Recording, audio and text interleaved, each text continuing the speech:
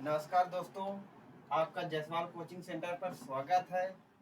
आज हम करेंगे एमपी टेट वर्ग 3 के 11 नंबर सेकंड सेक्शन मैथ का सलूशन।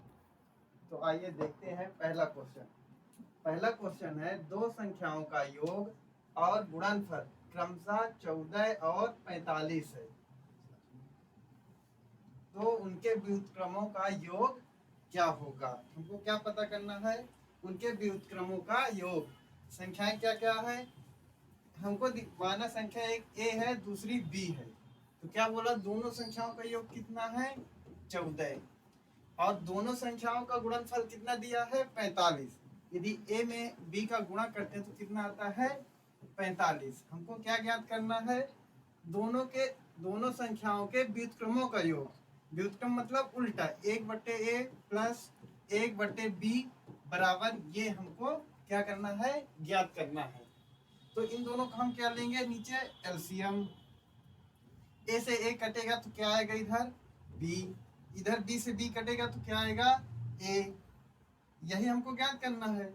हमको पता है कि a प्लस बी या b प्लस ए कितना है 14, और a इंटू बी का मान कितना दिया है 45। तो इसका सही उत्तर क्या आएगा 14/45। इसका सही उत्तर क्या आएगा 14/45।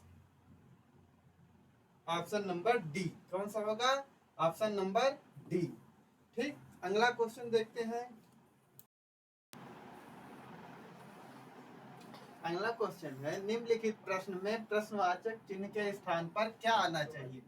प्रश्न दिया है 31 की पावर 16 गुणे 31 की पावर 3 भागे 31 की पावर 6 बराबर 31 की पावर क्या होनी चाहिए।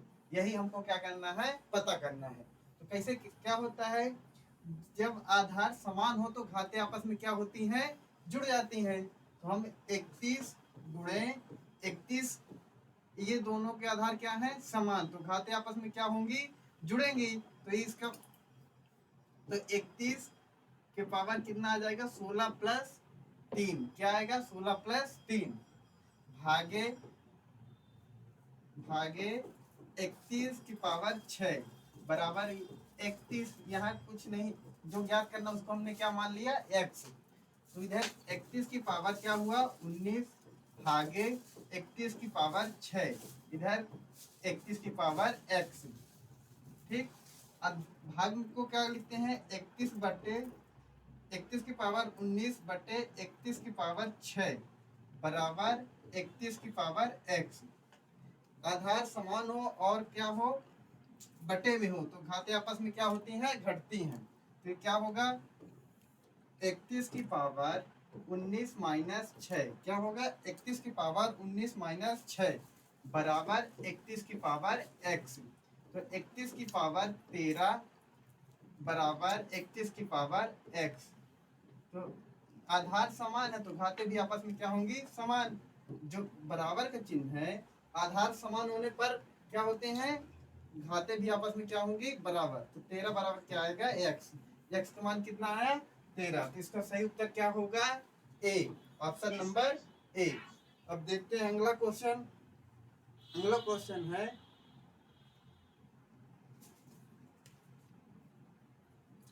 क्वेश्चन है निम्नलिखित प्रश्न में प्रश्नवाचक चिन्ह के स्थान पर क्या आना चाहिए। प्रश्न दिया है 27 की पावर 2 गुणे 6/9 प्लस 7 की पावर 3 प्लस 71। इसको हल करने पर हमें क्या मिलेगा। 27 की पावर 2 को हम क्या लिख सकते हैं, 27 गुणे 27 गुणे 6/9 प्लस 7 की क्यूब क्या होता है 343 प्लस 71। ठीक, अब ये 9 तिरिक 27 कटा 6 तिरिक 18, 27 गुणे 18 प्लस 343 प्लस 71। 18 गुणा 7 बार करेंगे कितना आएगा 126, 36। इसका गुणा किया तो कितना आया 486। ठीक, प्लस 343 प्लस 71। अब इनको सबको क्या करेंगे, आपस में प्लस चिन्ह लगा तो क्या करेंगे, जोड़ेंगे। 3 1 4 6 4 10 की शून्य, हंसी लाया 1, 7 1 8 4 12, 12 8 20 की शून्य, हंसी लाया 2, 3 2 5 4 9। तो क्या आया हमारे पास 900। तो इसका सही उत्तर क्या होगा, ऑप्शन नंबर सी। क्या आया उत्तर, 900। अब देखते हैं अगला प्रश्न। अगला प्रश्न है, पिता की आयु अपने पुत्र की आयु की 6 गुनी है। 4 वर्ष बाद पिता की आयु उसके पुत्र की आयु की 4 गुनी हो जाएगी। उनकी उम्र क्या है। हमको क्या पता लगाना है, उनकी उम्र ज्ञात करना है कि पुत्र कितने साल का है और पिता कितने साल के हैं। ठीक, तो इसको हम ऑप्शन के थ्रू डायरेक्ट भी कर सकते हैं। कैसे, क्या बोल रहा है, पिता की आयु पुत्र की आयु की 6 गुनी है। तो इसमें देखते हैं कौन 4 है। यदि पुत्र 4 साल का है, पुत्र 4 साल का है, ठीक, तो पिता कितना होगा, 24 साल का, 6 गुना है, तो पिता कितने का होगा, 24 साल का। ठीक, ये तो हम फॉलो कर रहा, पहला स्टेटमेंट जो है वो ये क्या कर रहा है, फॉलो कर रहा है। अब क्या बोलता है, 4 साल बाद की आयु पुत्र की आयु की 4 गुनी हो जाती है। 4 साल बाद जो पिता की आयु है उसके पुत्र की आयु की कितनी हो जाती है, 4 गुनी। तो अब पुत्र अभी 4 साल का है, तो 4 साल बाद कितने का हो जाएगा, 8 साल का। पिता कितने का हो जाएगा 4 साल बाद, 28 साल का। तो क्या पिता पुत्र की आयु का 4 गुना है, क्या पिता जो है पुत्र की आयु का 4 गुना है, नहीं। तो ये क्या होगा, ऑप्शन ए नंबर हमारा क्या होगा, गलत। अब दूसरे ऑप्शन से ट्राई करते हैं। क्या लिखा है, पुत्र कितना दिया है, 5, और पिता की उम्र कितने दिया है, 30। यहाँ पिता है, यहाँ पुत्र है। हम सभी ऑप्शन को क्या कर रहे हैं, ट्राई कर रहे हैं। ठीक, तो इधर ये तो पहला स्टेटमेंट ये भी फॉलो कर रहा है कि पिता की आयु पुत्र की आयु की 6 गुना होनी चाहिए। तो ये तो 6 गुना है, 5 के में 6 गुना करेंगे तो 30 आएगा। लेकिन 4 साल बाद कितनी गुनी होनी चाहिए, 4 गुनी। तो क्या ये फॉलो कर रहा है, इसको भी ट्राई चेक करते हैं। अभी पुत्र 5 ईयर का है, तो 4 साल बाद कितना हो जाएगा, 9 ईयर का। अभी पुत्र 30 ईयर का है, तो 4 साल बाद कितना हो जाएगा, 34 ईयर का। तो क्या इसका ये 4 गुना है, 9 चौको कितना होता है, 36। इधर क्या है, 34। तो ये भी ऑप्शन क्या है, बी हमारा गलत। ठीक, अब ऑप्शन सी ट्राई करते हैं। कौन सा ऑप्शन ट्राई करते हैं, सी। क्या लिखा है, 6 और 36। यदि पुत्र 6 साल का है तो पिता कितने का है, 36। ये पहला स्टेटमेंट क्या कर रहा है, इसको फॉलो कर रहा है। यदि पुत्र 6 साल का है तो पिता कितने का है, 36। पिता की आयु पुत्र की आयु के कितने गुना है, 6 गुना। ठीक, अब 4 साल बाद देखते हैं क्या आता है। यदि पुत्र अभी 6 साल का है तो 4 साल बाद कितने साल का हो जाएगा, 10 साल का। यदि पिता 36 साल का है तो 4 साल बाद कितने का हो जाएगा, 40 साल का। तो क्या बोलते हैं, अब अगली लाइन को देखते हैं। 4 वर्ष बाद पिता की आयु पुत्र की आयु की 4 गुनी हो जाती है। तो यहाँ हो रही है 10 चौको 40। 4 वर्ष बाद, पहले 6 और 36 थी, जब हमने 4 4 ऐड किया तो पिता की आयु पुत्र की आयु की कितनी गुनी हो जाती है, 4 गुनी। कितनी गुनी हो जाती है, 4 गुनी। तो इसका सही उत्तर क्या होगा, ऑप्शन नंबर सी। इसका सही उत्तर क्या होगा, ऑप्शन नंबर सी। ठीक, इसका सही उत्तर क्या होगा, ऑप्शन नंबर सी। हमको ऑप्शन नंबर सी में ही सही उत्तर मिल गया तो हम अगला ट्राई नहीं करेंगे। ठीक, अगला क्वेश्चन देखते हैं। लिखा है, एक त्रिभुज की भुजाएं 3 4 और 5 सेंटीमीटर है। 3 4 5, ये तो ट्रिपलेट होता है। क्या होता है, ट्रिपलेट। ठीक, एक त्रिभुज की भुजाएं 3 4 और 5 सेंटीमीटर है। त्रिभुज की भुजाओं के मध्य बिंदु को मिलाने पर बने त्रिभुज का क्षेत्रफल ज्ञात करना है। तो ये ट्रिपलेट कब होता है, जब समकोण त्रिभुज होता है। तो समकोण त्रिभुज बना होगा, सबसे बड़ी वाली भुजा तो यही होगी कर्ण, इससे बड़ी तो कोई भुजा ही नहीं होती। ठीक, तो ये 3 होगी, ये 4, इसको 3 मानेंगे तो इसको 4 मानेंगे। ठीक, अब इनको क्या करना है, इनके मध्य बिंदु को मिलाना है। इसका मध्य बिंदु ये हुआ। ठीक, इसका मध्य बिंदु ये हुआ, इसका मध्य बिंदु ए, इसका मध्य बिंदु ए, इसको मिलाने पर एक त्रिभुज बना। ठीक, तीनों मध्य बिंदुओं को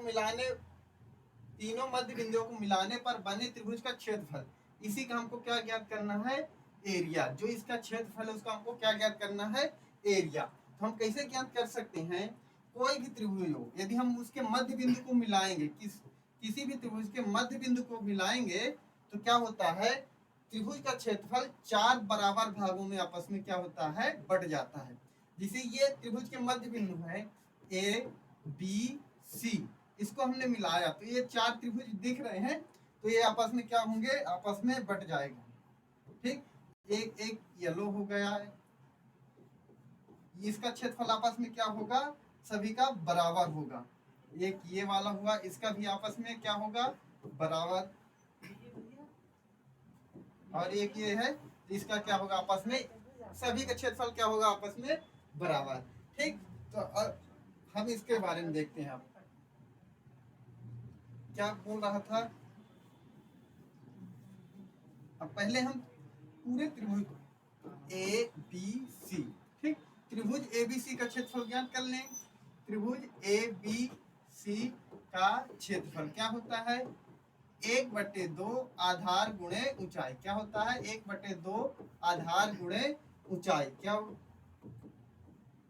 1/2 आधार 4 है, ऊंचाई क्या है, 3 है। ठीक, 2 दूनी 4, हमारे पास क्या है, 3 दूनी 6। त्रिभुज एबीसी का क्षेत्रफल क्या आया, 6 सेंटीमीटर स्क्वायर। कितना है, 6 सेंटीमीटर स्क्वायर। अब क्या करेगा, ये पूरे का आया, हमारा जो त्रिभुज एबीसी है उसका क्षेत्रफल आया। जब लाल वाले का निकालेंगे तो कितना आएगा, पूरे का 1/4 है। कितना है, पूरे का 1/4। तो यदि हमको निकालना है, इसका नाम दे देते हैं पी क्यू आर। यदि हमको निकालना है त्रिभुज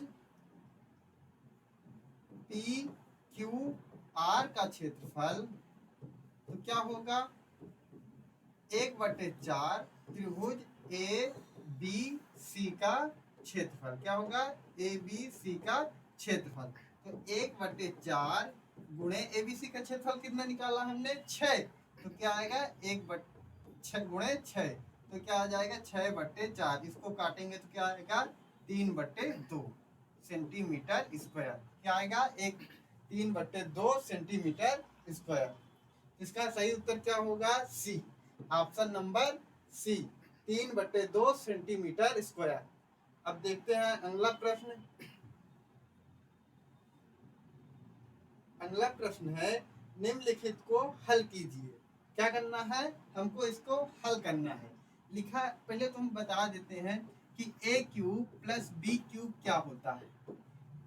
इसका a plus b, a square plus b square minus a b, ये सूत्र होता है। ठीक, अब ये इसी सूत्र को फॉलो कर रहा प्रश्न, इसी सूत्र से क्या होगा, हल होगा।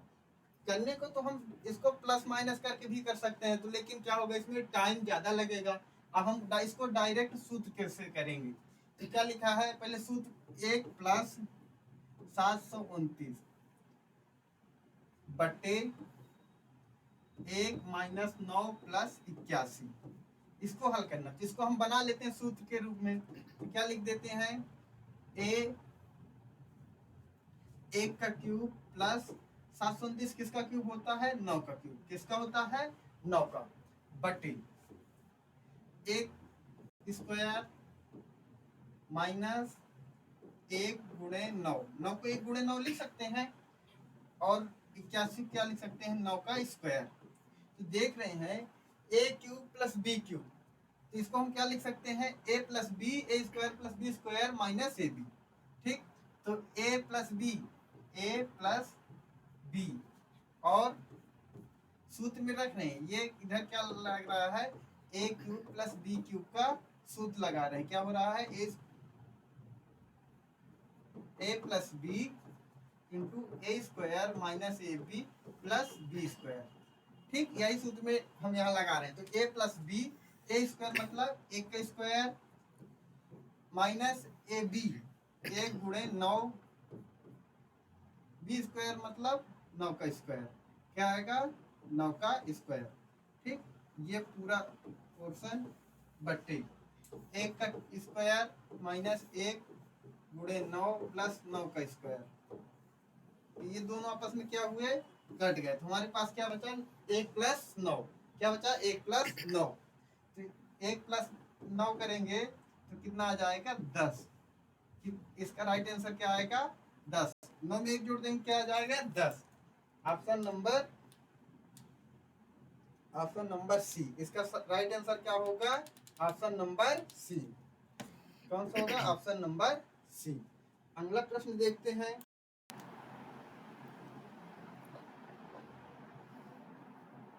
लिखा है क्यूब, हमको क्या निकालना है घनमूल। क्या निकालना है घनमूल। किसका घनमूल निकालना है, लिखा है 0.004096। क्या लिखा है 0.004096 की पावर 1/3। 1/3 को क्या लिख सकते हैं, यदि किसी की पावर 1/3 है तो क्या लिख सकते हैं, अंडर रूट की पावर 3। ठीक, अब इसको हल करते हैं। अब इसको घन मूल निकालने के लिए एक ट्रिक होती, क्या होती है ट्रिक। पहले तो हम इसको थोड़ा सा सॉल्व कर लेते हैं। इसको 4096 लिख लेते हैं। इधर दशमलव हटेगा तो कितने जीरो आ जाएंगे, 1 2 3 4 5 6, 6 अंक है तो कितने जीरो लिखेंगे 6, तो ये 6 जीरो। ठीक, अब देखते हैं 4096 किसका वर्ग होता है। क्या याद करना है, 4096 का घन किसका है। ठीक, तो ये हम क्या करेंगे, पहले एक का घन क्या होता है 1, 2 का घन 8, 3 का घन 27, 4 का घन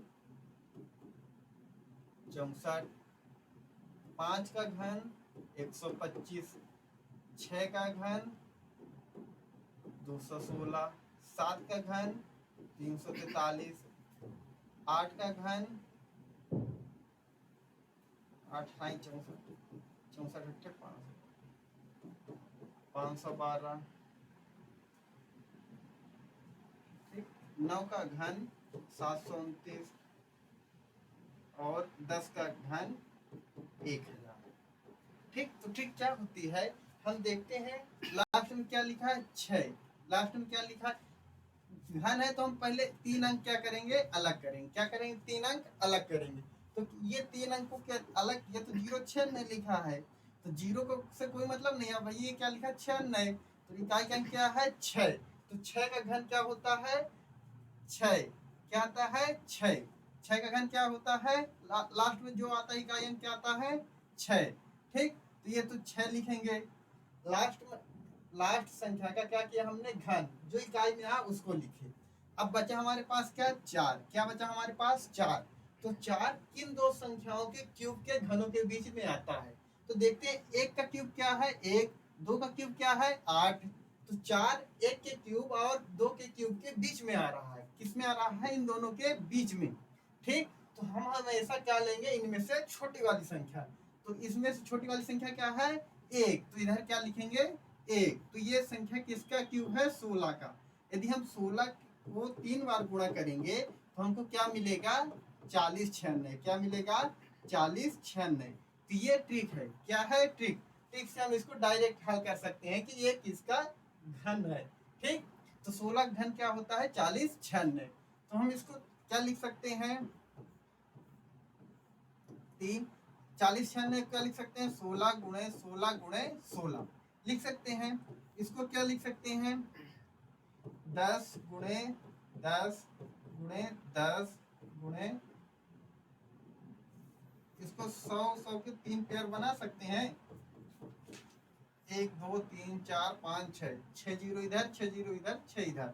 तो इधर इसका मतलब क्या होता है, यदि कोई संख्या 3 बार लिखी है तो एक बार क्या होगी वह बाहर आएगी, जो अंश में है तो अंश में रहेगी, जो हर में है तो हर में। इधर से ऊपर से क्या आया 16, नीचे से क्या आया 100, क्या आया 100, ऊपर से क्या आया 16, नीचे से आया 100। तो जब इसको ये दोनों आप क्या, ये घन था तो 3 बार था तो एक बार 16 आया, 100 3 बार लिखा था तो एक बार 100 आ गया। अब देखते हैं 100 का भाग देंगे तो क्या आ जाएगा 0.16। क्या आएगा 0.16। यही इसका क्या होगा आंसर। क्या होगा इसका यही आंसर। कौन सा ऑप्शन नंबर बी। कौन सा होगा ऑप्शन नंबर बी। अब देखते हैं अगला प्रश्न पर। अगला प्रश्न है 64 अंडर रूट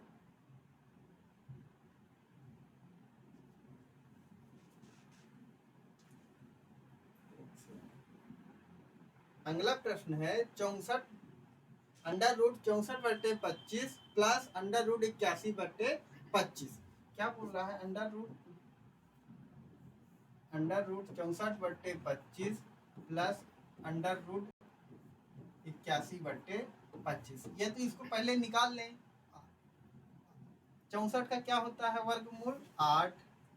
ठीक 25 किसका वर्गमूल होता है 5 का। 81 है तो इसको निकालेंगे तो 9 आएगा। इधर से क्या आएगा 5। ठीक अब देखते हैं आधार समान होने पर जो आपस में होते हैं तो क्या होते हैं जुड़ जाएंगे। तो इन दोनों के एलसीएम 5 आया। 5 से 5 कटा 8 प्लस 9 तो क्या है हमारे पास 8 में 9 जोड़ा तो 17/5। क्या आएगा हमारे पास 17/5। राइट आंसर क्या होगा 17/5। Option number C. क्या होगा option number C. Right answer 17/5 option number C. अगला प्रश्न देखते हैं। अगला प्रश्न है यदि DEF एक समबाहु त्रिभुज है। क्या है एक समबाहु त्रिभुज है। ठीक यदि DEF एक समबाहु त्रिभुज है तो ABC की भुजाओं के मध्य बिंदु है। और क्या है ABC भुजाओं के मध्य बिंदु है। तो त्रिभुज DEF और DCE के क्षेत्रफलों का अनुपात बताइए। ठीक ये हमारा क्या बना है त्रिभुज ABC। क्या बना है त्रिभुज ABC। ठीक अब देखते हैं DEF त्रिभुज ABC के मध्य बिंदु है। ठीक इधर D है इधर E है इधर क्या है F है। ठीक ये भी त्रिभुज बना। अभी हम पढ़ चुके हैं। क्या पढ़े हैं यदि किसी त्रिभुज के भुजाओं के मध्य बिंदु को मिलाने पर बना त्रिभुज। ठीक पूरे त्रिभुज को कितने भागों में बांटता है 4 बराबर भागों में बांटता है। यदि कोई त्रिभुज ABC है उसके भुजाओं के मध्य बिंदु को मिला देते हैं तो त्रिभुज के जो बड़ा वाला त्रिभुज है उसका क्षेत्रफल कितने भागों में बढ़ जाता है 4 बराबर क्षेत्रफल में क्या होगा बढ़ जाएगा। जो इसका क्षेत्रफल है वो इसके बराबर होगा। ठीक जो इसका क्षेत्रफल है वो इसके बराबर होगा। कहने का मतलब है जो 4 त्रिभुज बन रहे हैं चारों त्रिभुज आपस में क्या होंगे उनका क्षेत्रफल क्या होगा बराबर। तो हमसे क्या पूछ रहा है DEF कहाँ है त्रिभुज DEF ये वाला। ठीक त्रिभुज DEF और DCE ठीक त्रिभुज DCE इसका क्षेत्रफल ये दोनों का आपस में क्या होगा क्षेत्रफल बराबर। तो दोनों का अनुपात कितना हो जाएगा 1:1। ठीक कितना हो जाएगा 1:1। ठीक तो इसका राइट आंसर है ऑप्शन नंबर डी। क्या है ऑप्शन नंबर डी 1:1। क्या होगा 1:1। अगला प्रश्न देखते हैं -2 की पावर 4 गुणे 2 - 5। क्या लिखा है -2 की पावर 4 गुणे 2 - 5 का मान ज्ञात करना है। ठीक तो इसमें क्या है पहले हम इसका क्या करेंगे गुणा। जो नीचे लिखा उससे हमसे कोई मतलब पहले क्या हल कर रहे हैं घात को। तो 4 दूनी 8 - 5 क्या करेंगे 4 दूनी 8 - 5। तो -2 की पावर 8 में 5 गया 3। अब -2 की पावर 3 मतलब -2 गुणे -2 गुणे -2 2 दूनी 4 माइनस माइनस प्लस प्लस का 4 आया गुणे -2 4 दूनी 8 तो क्या आएगा -8। इसका सही उत्तर क्या आएगा माइनस का 8, क्या आएगा माइनस का 8। ऑप्शन नंबर ए, क्या आएगा ऑप्शन नंबर ए। अगला प्रश्न देखते हैं। अगला प्रश्न है, एक समकोण त्रिभुज जिसका परिमाप 120 सेंटीमीटर है। परिमाप क्या दिया है, परिमाप। यदि दो लंब भुजाओं का अनुपात 5:12 है, भुजाओं की लंबाई सेंटीमीटर में ज्ञात कीजिए। ठीक, यदि कोई त्रिभुज है, क्या है, कोई त्रिभुज है, क्या बोल रहा है, जिसका लंब भुजाएं, क्या है, लंब। लंब मतलब क्या होता है, जहां जो भुजाएं आपस में मिलकर कितने अंश का कोण बनाती है, 90 अंश का, उन्हें क्या बोलते हैं, लंब भुजाएं। तो एक 5 है, एक 12 है, क्या है, एक का मान मान लो 5x है, तो दूसरे क्या है 12x। तो ऑटोमेटिक इसका कितना होगा 13x, क्योंकि 5 12 13 क्या होता है, ट्रिपलेट। क्या होता है, ट्रिपलेट। ठीक, तो यदि इसका मान 5x है, इसका 12x है, तो इसका मान कितना होगा 13x। कितना होगा 13x। ठीक, अब परिमाप क्या होता है, ये बॉर्डर पूरे इधर से इधर जाए, ये चले, इन सब का योग क्या होता है, परिमाप। क्या होता है, परिमाप। तो पहले 12x है प्लस 5x प्लस 13x, इन सबको यदि हम जोड़ देते हैं तो कितना आएगा 120 सेंटीमीटर। कितना आएगा 120 सेंटीमीटर, यही तो परिमाप कहलाता है। यदि इसका नाम ए दे देते हैं, बी सी, कोई व्यक्ति यहाँ चला, यहाँ गया, बी में, बी से सी गया, सी से फिर वापिस ए में आया, तो ये पूरे त्रिभुज का क्या होगा, परिमाप। क्या होगा, परिमाप। तो हमने जोड़ा, पहले कितना चला 12, फिर 5, फिर 13। पहले 12 चला, 5 13 बराबर किसके होगा 120 सेंटीमीटर के। यही प्रश्न में दिया है कि परिमाप कितना है 120 सेंटीमीटर। तो इसको सबको ऐड करेंगे तो 12 5 17 20 10 30, कितना है 30x बराबर 120। ठीक, 0 से 0 कटा, x बराबर आया 12/3। तो x बराबर क्या आया हमारे पास 4। क्या आया 4। तो हमसे क्या पूछा है, भुजाओं की लंबाई ज्ञात कीजिए। क्या ज्ञात करना है, भुजाओं की लंबाई। तो जो पहली भुजा है क्या है 12x, क्या है ए बी का मान कितना है 12x, 12 गुणे 4 बराबर 12 चौक 48। दूसरी भुजा है बीसी, क्या है बीसी, कितना है 5x बराबर 5 गुणे 4, क्या है 5 गुणे 4, 5 चौको 20।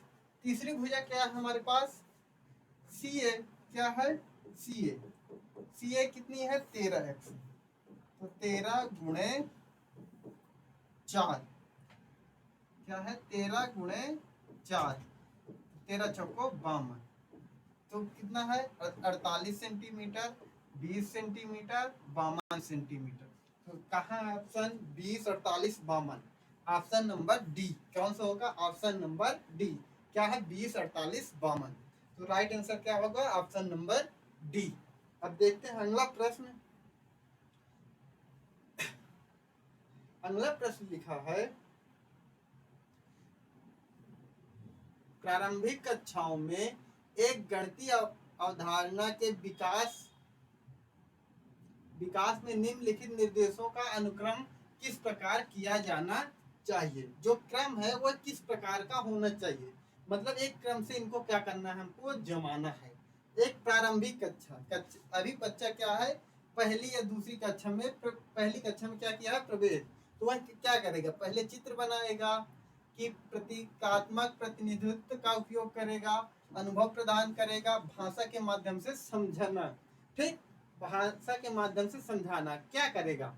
तो जो छोटा बच्चा है पहले जाएगा, वो जो कुछ भी घर से सीखा है, माता पिता से, छोटे बड़े भाई बहनों से, तो क्या करेगा अपना अनुभव को क्या करेगा वहाँ व्यक्त करेगा, अपने अनुभव वहाँ क्या करेगा प्रकट करेगा। ठीक, तो पहला क्या आएगा थर्ड वाला आएगा। फिर उसके बाद क्या करेगा भाई, उसके बाद क्या करेगा चित्र बनाएगा। क्या बनाएगा, चित्र। बच्चे छोटे छोटे हमेशा क्या बनाते रहते हैं, यदि कक्षा 1 और 2 में है तो क्या बनाएगा चित्र। तो क्या आएगा उसके बाद एक नंबर। ठीक, फिर उसके बाद क्या लिखा है प्रतीकात्मक प्रतिनिधित्व का उपयोग करेगा। कुछ प्रतीक चिन्ह होते हैं, उनका क्या करेगा, वह उपयोग करेगा। ठीक, उसके बाद भाषा के माध्यम से समझना, उसके बाद क्या करेगा, वह भाषा के माध्यम से समझेगा। इसका राइट आंसर ऐसा कोई ऑप्शन है, पहले नंबर थर्ड आए, फिर एक नंबर ये नहीं है, ऑप्शन नंबर सी। क्या होगा, ऑप्शन नंबर सी। ठीक, अगला प्रश्न देखते हैं। अगला प्रश्न है,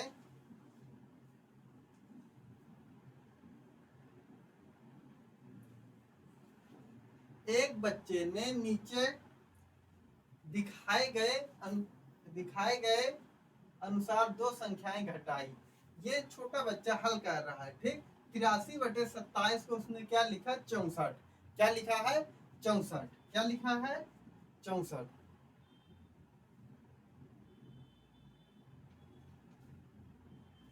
एक बच्चा जो है दिखाए गए अनुसार दो संख्याएं घटाई, 83/27। तो उसने क्या किया, 7 में 3 घटाया तो 4 आया, 8 में 2 घटाया तो 6।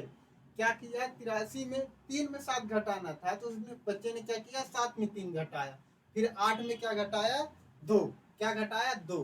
तो निम्नलिखित में से कौन सा कथन बच्चे के घटाव को सीखने का बोध कराता है, कि बच्चा क्या बोध कौन सा कराता है। ठीक, ऑप्शन पढ़ते हैं। ऑप्शन है, बच्चा नहीं जानता है कि कैसे घटाना है। क्या करना है, बच्चा नहीं जानता है कि कैसे घटाना है। ठीक, पहला ऑप्शन क्या बोल रहा है, कि बच्चा नहीं जानता है कि कैसे घटाना है।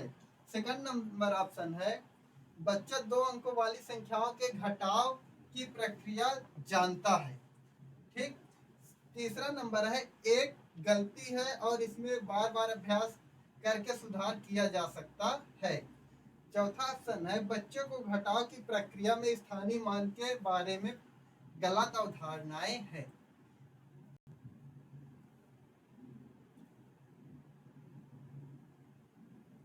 अब ये बच्चा तो इसको घटा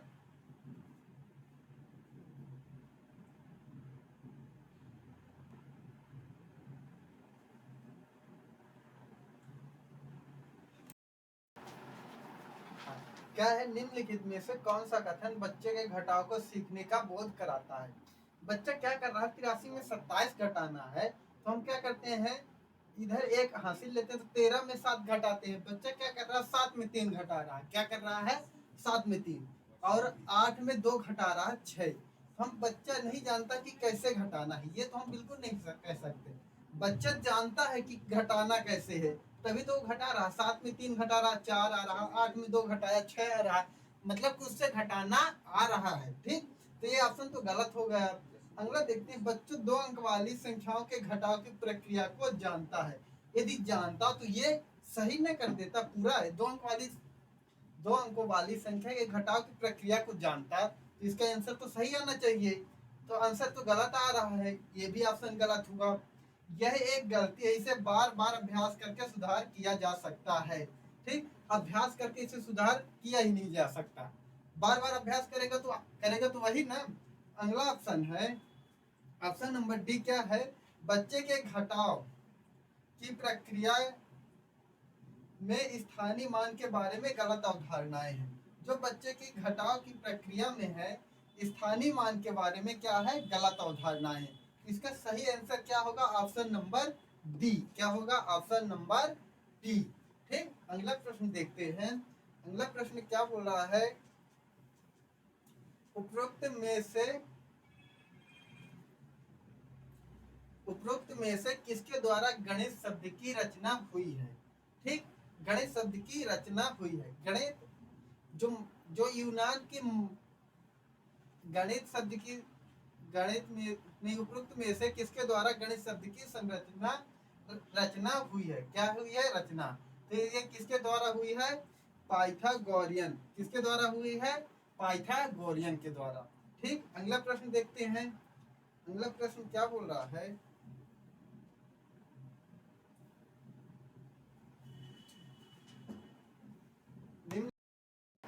प्रश्न क्या बोल रहा है, के का मान ज्ञात कीजिए। x² + k x² + kx + 12 गुणनखंड x plus 2 है। ठीक, यदि किसी भी संख्या का कोई गुणनखंड होगा तो शेषफल हमेशा क्या आएगा? 0। जैसे हम बोल रहे हैं 8 का गुणनखंड 2 है, क्या है? 2 है। तो जब हम इसको 2 से भाग करेंगे तो हमेशा क्या आएगा? शेषफल 0। क्या आ रहा है? शेषफल हमेशा 0 आएगा। ठीक, तो ये प्रश्न में हम शेषफल को क्या मानेंगे? 0। क्या मानेंगे? 0। ठीक, तो यदि एक्स स्क्वायर प्लस के एक्स प्लस 12 है, क्या है? के एक्स प्लस 12, तो इसका क्षेत्रफल कितना आएगा? 0 के बराबर। कब आएगा? जब x प्लस 2 को हम किसके मानेंगे? 0, तो x बराबर क्या आएगा? -2। तो जहां जहां x है वहां वहां क्या रखेंगे हम? -2। जैसे यहाँ x है तो यहाँ क्या रखेंगे? -2 की power 2 plus k into -2 plus 12 बराबर क्या रखेंगे? 0। हम 0 यहाँ क्यों लिए हैं? क्योंकि यह इसका एक गुणनखंड है। क्या है? जब गुणनखंड है तो शेषफल हमेशा क्या आएगा? 0। तो यहाँ जो आता है शेषफल आता है, उसी को हम यहाँ लिखते हैं बराबर में। ठीक, तो 2 का स्क्वायर करेंगे, -2 का स्क्वायर करेंगे तो क्या आएगा? 4, माइनस प्लस माइनस का गुणा करेंगे -2 का गुणा k में 2k प्लस 12 बराबर 0। 12 में 4 जोड़ा तो 16, -2k को उधर ले गया तो +2k। k का मान क्या आएगा? 16/2, तो k बराबर क्या आएगा? 8। क्या आएगा? k बराबर 8। तो इसका राइट उत्तर क्या होगा? सी। कौन क्या होगा? Option number C. अगला प्रश्न देखते हैं। अगला प्रश्न बोल रहा है x बराबर 1 पर फलन f(x) बराबर 6x के power 6 plus minus x square minus 6x के power 4 minus 4x plus 1 plus 5x³ minus x की पावर 5 का मूल्यांकन कीजिए। ठीक, f(x) का मान क्या दिया है? 6x की power 6 minus x square minus x square minus 6x के power 4 minus 4x plus 1 plus 5x³ plus x के पावर 5। तो जहां जहां x है वहां हम क्या रखेंगे? x बराबर 1। क्या दिया है? x का मान 1, तो जहां जहां x है वहां क्या रखेंगे? 1। ठीक, -1 के पावर 2 माइनस 6 गुणे 1 के पावर 4 माइनस 4 गुणे 1 प्लस 1 प्लस 5 गुणे 1 के पावर 3 प्लस 1 के पावर 5। ठीक, तो इसका 1 का पावर कुछ भी हो तो एक ही उत्तर आता है। तो 1 का गुणा 6 में 6 minus 1 minus 6 minus 4 plus 1 plus 5 plus 1। ठीक, तो ये 6 से ये 6 कटा, ये 1 से ये 1 कटा, ये x के पावर 5 माइनस में, किसमें है? माइनस में। ठीक, यहाँ क्या आएगा? माइनस। हमारे पास क्या बचा? माइनस का 4, अलग अलग चिन्ह तो घटेगा, तो 5 में 1 घटा 4, ये दोनों आपस में कट के क्या बनाएंगे? 0। क्या आएगा? 0। Option number C. क्या आएगा? Option number C. अगला प्रश्न है अनुपात इतने और इतने में सबसे बड़ा अनुपात ज्ञात करना है। क्या ज्ञात करना है? सबसे बड़ा अनुपात। 2 अनुपात 3 को हम क्या लिख सकते हैं? 2/3, 5/7, 75/120, 40/25। क्या लिखते हैं? 40/25। 15 पन्ना 75, 15 अट्ठे 120, कट गया। 5 25, 5 अट्ठे 40। हमारे पास क्या है? 2/3, 5/7, 5/8, 8/5 आया। हमको क्या पता लगाना है? इन सब में से सबसे बड़ा वाला अनुपात कौन सा है? जब ऊपर वाली संख्या अंश छोटा है हर से तो कुछ भी आएगा, 0 पॉइंट में समथिंग कुछ आएगा। इसका भी क्या है? अंश जो है हर से छोटा है, तो इसका भी मान क्या आएगा? 0 पॉइंट कुछ आएगा। इसका भी मान क्या आएगा? 0 पॉइंट कुछ आएगा। लेकिन इसका जब 5 का भाग देंगे 8 में तो 8 एकम 5 एकम 5। ठीक, तो क्या बचा? 3 दशमलव लगा तो यहाँ 0 बना, 6 पंचे 3, तो इसका मान कितना आएगा? 1.5। तो सबसे बड़ा मान किस में प्राप्त होगा? 8/5। 8/5 किससे मिलकर बना था? 40/25 से। किससे मिलकर बना था? 40/25 से। इसका सही उत्तर क्या होगा? Option number D. क्या होगा? 40/25। Option number D. इसका सही उत्तर क्या होगा? Option number D, 40/25। ठीक, तो इसका आंसर क्या होगा? 40/25। अब अगला प्रश्न देखते हैं। अगला प्रश्न क्या बोल रहा है?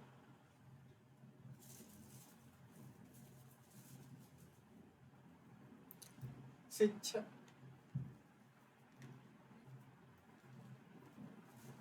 अगला प्रश्न है, शिक्षण सहायक सामग्री का सर्वाधिक उपयोग होता है? किसमें होता है सबसे ज्यादा शिक्षण सामग्री का उपयोग? यदि हम गणित पढ़ रहे हैं तो जो शिक्षण सामग्रियां होती हैं, चाक है, डेस्टर है, श्याम पट्टे, सबसे ज्यादा यूज किसमें होता है? कैलकुलेशन में, बीज गणित में, अंक गणित में, त्रिकोणमिति में। तो सबसे ज्यादा यूज किसमें होता है? अंक गणित में। किसमें होता है? अंक गणित में। कौन सा होगा? Option number C. अगला प्रश्न क्या बोल रहा है? अगला प्रश्न बोल रहा है, संज्ञानात्मक विकास का अर्थ है। ठीक, संज्ञानात्मक विकास का क्या होता है?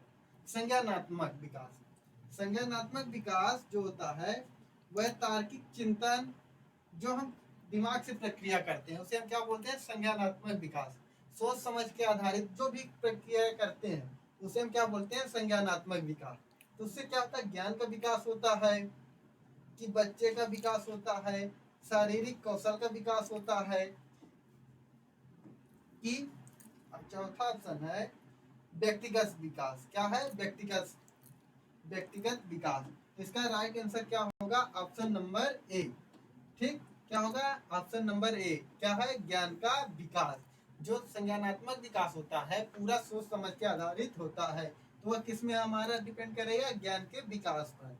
ठीक, अगला प्रश्न बोल रहा है, यदि माइनस का अर्थ,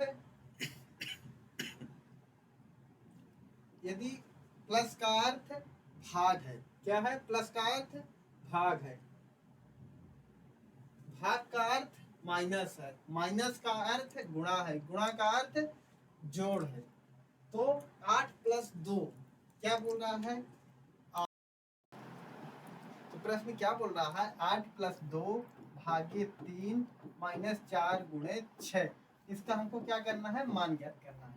इस तरह क्वेश्चन जो है 2-3 क्वेश्चन हर शिफ्ट में क्या है? वर्ग 3 में देखे गए हैं। ठीक, 2022 वाले में भी और इसमें प्री में भी। ठीक, तो इस तरह के क्या है क्वेश्चन आते ही आते हैं 2-3 क्वेश्चन। तो इसको ध्यान से समझना, अच्छे से, थोड़ा सा लेट समझना पर अच्छे से समझना। ठीक, ताकि पेपर में आए तो बन जाए। तो क्या बोल रहा है? प्लस का अर्थ भाग है। पहले प्लस की जगह क्या लिखेंगे? भाग, भाग की जगह घटाना, घटाने की जगह गुणा, गुणा की जगह प्लस। तो प्लस, पहले क्या चिन्ह हमारे पास है? प्लस। तो प्लस की जगह क्या लिखना है? भाग। क्या लिखेंगे? भाग। ठीक, क्या प्लस की जगह क्या लिखा? भाग। फिर भाग है तो भाग का अर्थ क्या है? घटाना। तो भाग की जगह क्या लिखेंगे? घटाने की जगह।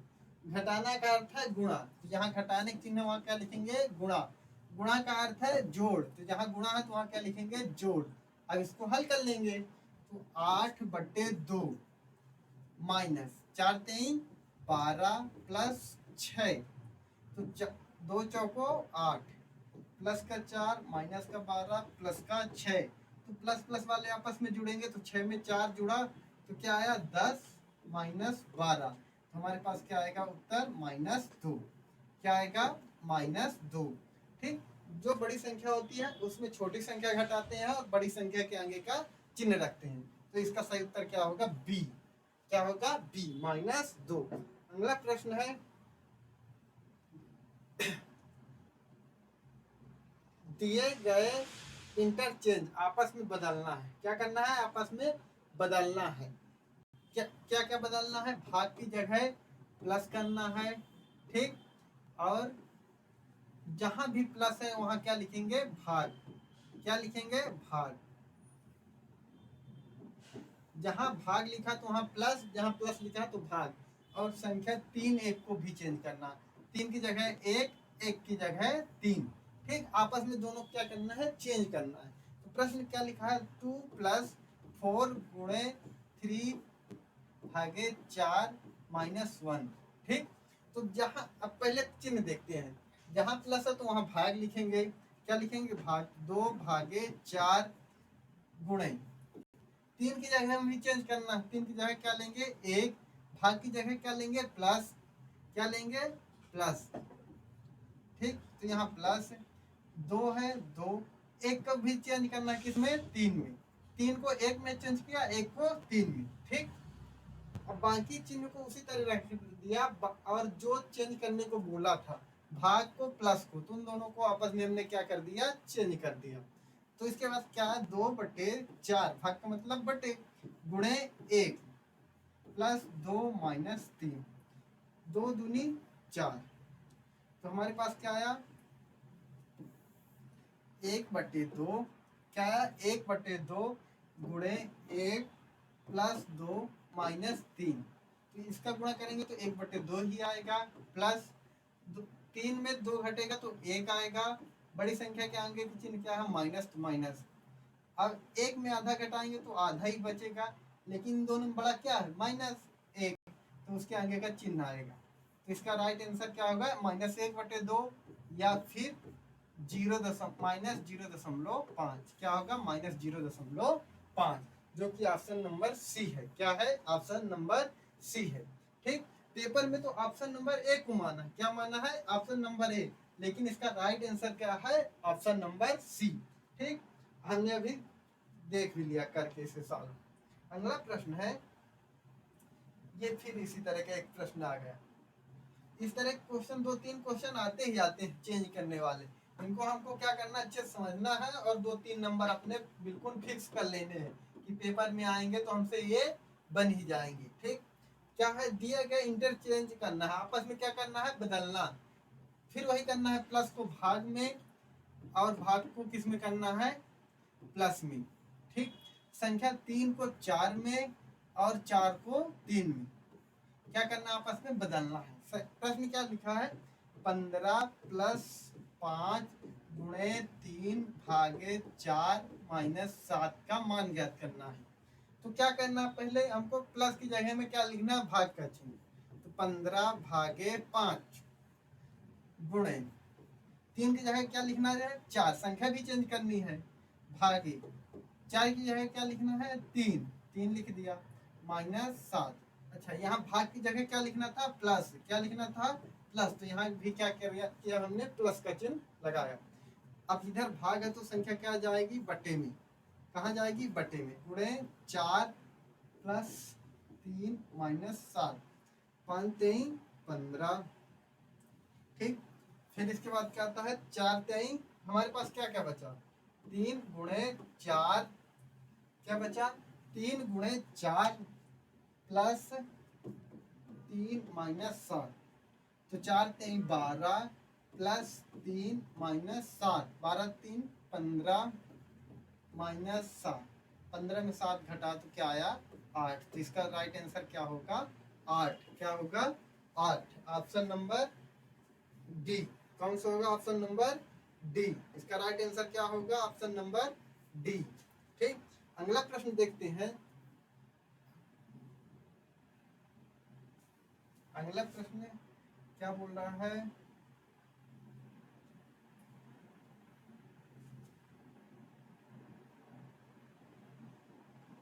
अगला प्रश्न बोल रहा है, ए बी सी 3 विद्यार्थी हैं जो अंग्रेजी पढ़ रहे हैं। ठीक, क्या कर रहे हैं? अंग्रेजी पढ़ रहे हैं। ए को यह दिलचस्प लगता है और सोचता है कि यह भविष्य में उसके लिए मददगार होगा। ठीक, बी जो है अंग्रेजी पढ़ती है क्योंकि वह कक्षा में प्रथम स्थान प्राप्त करना चाहती है। सी इसका ध्यान करता है क्योंकि वह मुख्य रूप से उत्तीर्ण ग्रेड सुरक्षित करने के लिए चिंतित है। ए बी और सी के लक्ष्य हैं। क्या क्या लक्ष्य हैं? ठीक, 3 लड़के हैं, एक का नाम है बी सी। जो ए है वो क्या सोचता है? वह दिलचस्प रखता है, ठीक ना, रुचि रखता है अंग्रेजी सीखने में। क्या रखता है? रुचि। और वह सोचता है कि उसका भविष्य में अंग्रेजी क्या करेगी? मदद करेगी। जो बी है इसलिए पढ़ती है कि कक्षा में मैं प्रथम आऊंगी। ठीक, जो सी है इसलिए अध्ययन करता है ताकि वह अच्छे नंबर पा सके। तो इनमें से क्रमशः ABC के लक्ष्य कैसे हैं, ठीक। तो एक क्या है, अपने अंग्रेजी जो ए है तो क्या करना चाहता है, महारत हासिल करना चाहता है। जब किसी चीज में हमारी रुचि रहती है तो हम उसमें उस चीज के में हम क्या कर सकते हैं, बहुत अच्छा काम कर सकते हैं, ठीक, उसमें बहुत आगे तक जा सकते हैं। तो एक क्या कर रही है, उसमें महारत हासिल कर रहेगी, क्या करेगी, महारत। दूसरा क्या कर रही है, बी। बी क्या बोल रही, कक्षा में प्रथम आने के लिए पढ़ती है, मतलब अच्छा प्रदर्शन करना चाहती है किसमें, अपने कक्षा में, ठीक। जो सी है क्या है, चिंतित है किसमें, अच्छे नंबर लाने के लिए, तो प्रदर्शन वर्जन है, ठीक। वह क्या है, उत्तीर्ण होने के लिए क्या है, पास होने के लिए चिंतित है, इसलिए वह पढ़ाई कर रहा है। तो इसका सही ऑप्शन क्या होगा, ऑप्शन नंबर ए। क्या होगा, ऑप्शन नंबर ए। अगला प्रश्न देखते हैं। अगला प्रश्न है, वर्तमान वर्तमान विद्यालय आधारित मूल्यांकन पारंपरिक बाह्य परीक्षा में कौन सी विशेषता शामिल नहीं है। शामिल क्या पूछ रहा है, नहीं है। पहला ऑप्शन है व्यवस्थित अधिगम पर जोर, बिल्कुल देना है, जोर तो देना ही है, ठीक। केवल अधिगम के शैक्षणिक पहलू को पर जोर, शिक्षार्थी के जरूरतों पर विचार, शिक्षार्थियों, शिक्षकों और माता पिता के बीच घनिष्ठ संबंध। तो इसका सीधा ही बात है, जहाँ केवल शब्द आए तो उसे क्या मानना है, निगेटिव। क्या मानना है, निगेटिव। पैडागॉजी में हमेशा दो चीज रखना है, बच्चा कितना भी शैतानी हो हमेशा क्या होता है, सही होता है, ठीक। और हम क्या करेंगे, जहां भी केवल आएगा उसको क्या करेंगे, निगेटिव। हमसे क्या पूछा है, निगेटिव ही पूछा, नहीं है। तो इसका राइट आंसर क्या होगा, ऑप्शन नंबर बी। अगला क्वेश्चन देखते हैं। अगला क्वेश्चन है, अनुबंधन के जनक किसे कहा जाता है। तो अनुबंधन के जनक किसे कहा जाता है, पावलोव को। किसे कहा जाता है, पावलोव को, ठीक। पहला ही ऑप्शन क्या होगा, सही। क्या अनुबंधन के जनक किसे बोला जाता है, पावलोव को। अब अगला प्रश्न है, वर्तमान में स्कूल निम्नलिखित को पूरा करने में सक्षम नहीं है, ठीक। क्या क्या सक्षम नहीं है, नैतिक मूल्यों का विकास, नैतिक मूल्यों का विकास, वित्तीय समृद्धि के लिए क्षमता का विकास, विभिन्न डिग्रियों के लिए परीक्षाओं की तैयारी, बच्चों में स्नेह और बंधुत्व का विकास। यदि बच्चा स्कूल जाता है तो क्या क्या सीख सकता है, वित्तीय समृद्धि के लिए क्षमता का विकास, वो जो उसकी क्षमता हुआ बढ़ेगी ही बढ़ेगी, ठीक। विभिन्न डिग्री परीक्षाओं की तैयारी भी कर सकता है यदि बच्चे स्कूल जाएगा, बच्चों के स्नेह और अनुबंधन का विकास भी होगा, ठीक। और उसके नैतिक मूल्यों का, तो इसमें क्या पूछ रहा है कि सक्षम नहीं है, कि तो किसमें नहीं है, नैतिक मूल्यों का विकास। क्या है इसका right answer, option number A. क्या है, ऑप्शन नंबर ए, ठीक। अगला प्रश्न है, कक्षा में संचार संचार विफल हो सकता है। क्या हो सकता है, विफल हो सकता है। कब हो सकता, क्योंकि छात्र अवसाधन है, शिक्षक संदेश देने में नीरस है, ठीक। छात्रों को पढ़ाए जा रहे पाठ में कोई दिलचस्पी नहीं है, ठीक। अगला क्या है,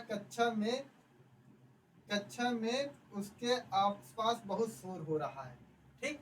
कक्षा में जब हर कोई टीचर पढ़ाता है बच्चों को तो बच्चों से तालमेल करना बहुत ज्यादा जरूरी होता है, ठीक। तो क्या है इसका सही ऑप्शन होगा बी। क्या होगा, बी। जो शिक्षा का संदेश देने में सही तरीका नहीं अपना रहा, तभी तो बच्चा क्या है, उसमें उस चीज को सीखने में क्या हो रहा है, विफल। क्या हो रहा है, सही तरीके से नहीं सीख पा रहा, ठीक। तो इसका सही ऑप्शन क्या होगा, ऑप्शन नंबर बी। अगला प्रश्न देखते हैं। अगला प्रश्न है, सार्थक अधिगम तब होता है यदि हम कोई चीज पढ़ाते हैं, ठीक, या पढ़ते हैं तो उसको हम कब मानेंगे कि वह सार्थक है, ठीक। छात्र पढ़ाए जाने वाले विषयों में रुचि रखते हैं, छात्रों की पहुंच के भीतर स्पष्टीकरण दिए गए हैं, पढ़ाई जा रही नई सामग्री छात्रों के पिछले ज्ञान से संबंधित है, ठीक। छात्र प्रश्न उठाते हैं और उन्हें स्पष्ट करते हैं। यदि हम कोई पढ़ाते हैं जब कक्षा में तो उसे सार्थक अधिगम कब कहेंगे, जब छात्र पढ़ाए जाने वाले विषयों में क्या करें, रुचि। जब बच्चा रुचि रखेगा तभी तो सीखेगा। यदि हम क्लास में हम पढ़ा रहे हैं, इधर बच्चा इधर उधर देख रहा है, उसकी रुचि ही नहीं है, तो कहाँ से सार्थक का नियम कहलाएगा। तो इसका ऑप्शन सही आंसर क्या होगा, ऑप्शन नंबर ए। क्या होगा, ऑप्शन नंबर ए। और अगला प्रश्न देखते हैं। अगला प्रश्न है, अगला प्रश्न है बहुविकल्पी परीक्षणों के लिए विकल्प के बारे में सोचने की आवश्यकता होती है। कोई प्रश्न बहुविकल्पी है, एक नंबर का है, तो हम क्या करेंगे, उसमें केवल गलत को सोचेंगे या फिर सही को। यदि हम कोई भी एक ऑब्जेक्टिव आते हैं तो हमको पता है कि यदि ऑप्शन नंबर बी है गलत है, तो इसको गलत करके जो सही है तो उसमें टिक कर देते हैं। मतलब हम क्या करते हैं, दोनों तरीके से सोचते हैं, गलत भी देखते हैं, सही भी देखते हैं। तो इसका राइट आंसर क्या होगा, एक और दो दोनों सही। क्या है, दोनों सही होंगे। ठीक, तो धन्यवाद। आप जसवाल कोचिंग सेंटर को लाइक और सब्सक्राइब करिए।